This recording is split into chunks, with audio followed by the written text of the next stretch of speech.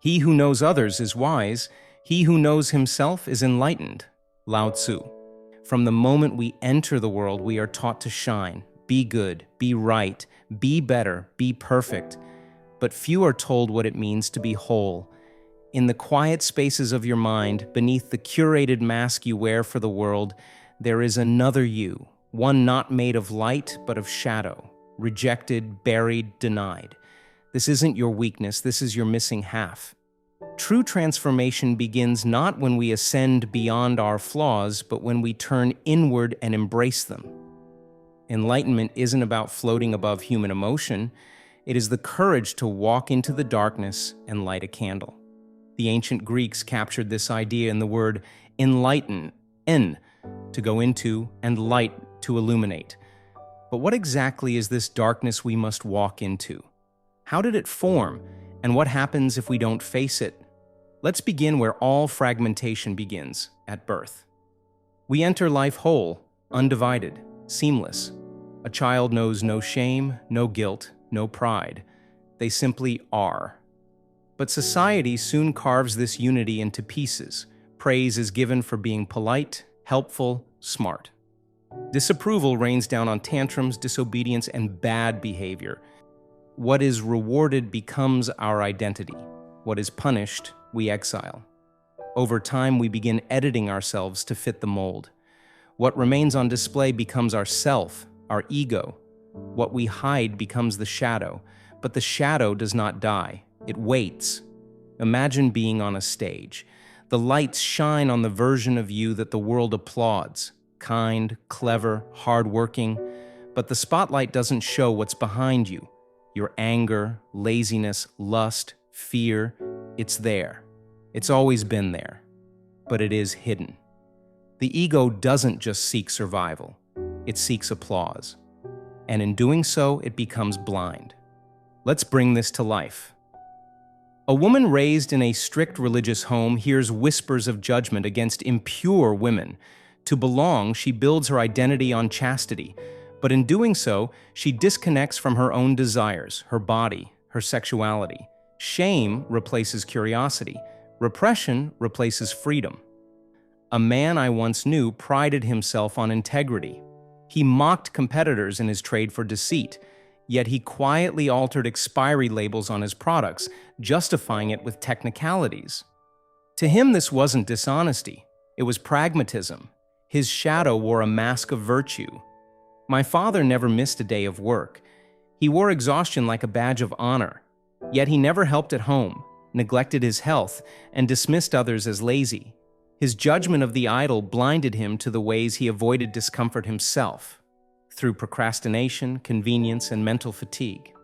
The ego's obsession with its own goodness often fuels the very behavior it condemns, and so we remain blind. Repressed energy becomes volatile. What you resist persists. You've heard the phrase, but what does it mean? When you suppress an emotion, you don't erase it, you store it. This stored emotion builds up like pressure in a sealed container. One moment of fatigue, one moment of emotional vulnerability, and the shadow bursts out, unfiltered, uncontrolled. We've all seen it. Explosions of anger, irrational tears, extreme reactions to small triggers. These are not signs of weakness. They are signs of neglect, an inner child screaming to be seen. Example, the pressure cooker. Think of a woman who grew up believing that expressing desire is shameful. She builds a life around modesty and restraint, but one night a small trigger, a romantic film, a compliment, breaks the dam. The desire doesn't come out gently, it erupts. Why does a parent's controlling nature provoke you so much? Could it be because a part of you is also controlling over your schedule, your body, your loved ones? What irritates you in others is often your shadow trying to introduce itself. Here's a personal story. As a child, I was praised for being smart. Intelligence became my identity, my way of earning love. I clung to it so tightly that I feared anything that might challenge it. I would mock those who asked stupid questions, lash out at inefficiencies, criticize instead of connect. I once berated someone I loved, someone who'd booked a less than ideal flight, calling her foolish. That moment, trivial as it sounds, left a scar on her, on me. Eventually, she left. Her departure forced me to look inward. I saw that my intelligence had become a cage. My shadow was ignorance, not the absence of knowledge, but the inability to love without condition. That's when I understood. Inner peace doesn't come from being right, it comes from being whole. There is no formula for integrating the shadow, a wise analyst once said. There is only the willingness to see. Here's how you can begin. Write down 3 people you admire. Now list their most admirable traits. Then, write the opposite of those traits. Those opposites, that's your shadow, what you fear, reject, or shame within yourself. How do you introduce yourself on a date or to a new friend?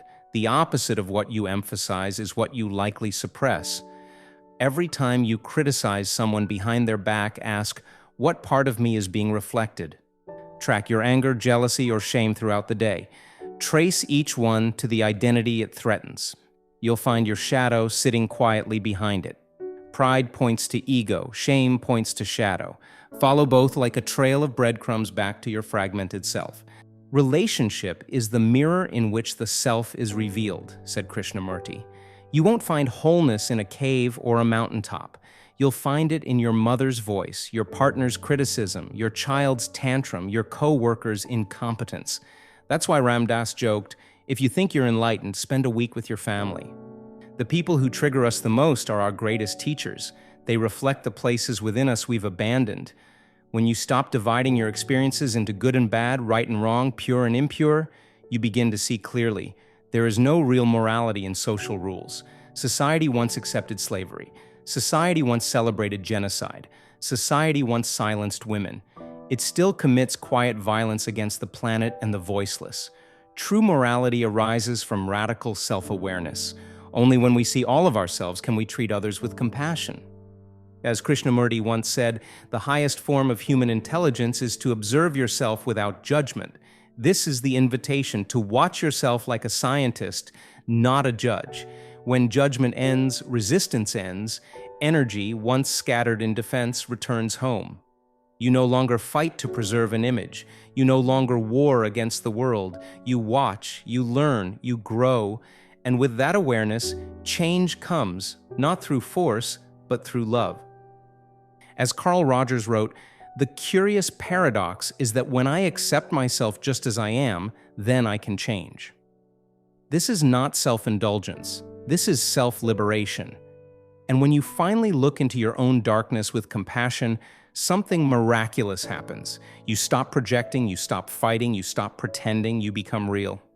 As artist Jenny Han wrote, when we allow our deepest shadowy parts to be seen and witnessed through eyes of compassion and curiosity, we inspire that same freedom and courage in others. You become the lighthouse, not because you've conquered your darkness, but because you've made peace with it. You become love, not as a concept, but as a living presence. So ask yourself, are you the chaos? Are you the order? Or are you the sacred dance that unites them both? The choice is yours.